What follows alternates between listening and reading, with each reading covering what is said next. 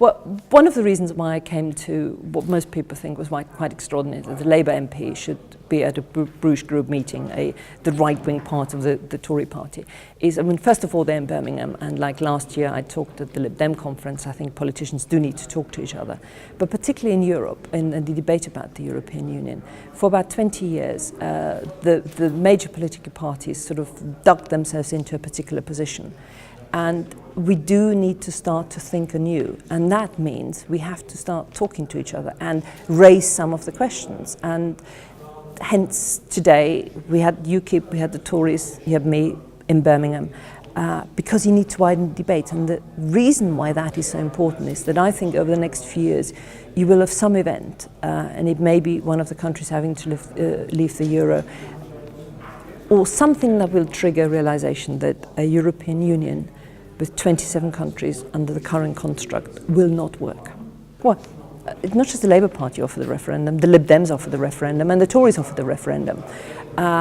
Politicians, when in government, don't actually like giving referenda, and it's quite extraordinary that we've actually had very few nationwide ones because they're risky, one issue referenda.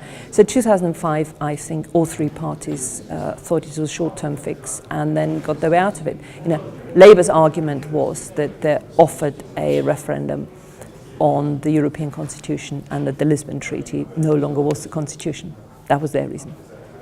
I think in today, John Redwood made the point that out of the House of Commons, 400 have not voted for it. So I wouldn't hold my breath. But what I think the people like in the Bruges Group need to start thinking about, and UKIP in particular, is that they haven't addressed what they would say if we had a referendum and the British people said yes, which is perfectly conceivable.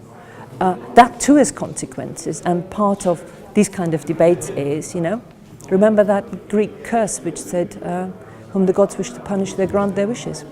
It is perfectly possible to be a good internationalist, which is what left-wing parties are, and we want to be international, but still find fault with the current European Union and have the courage to say so.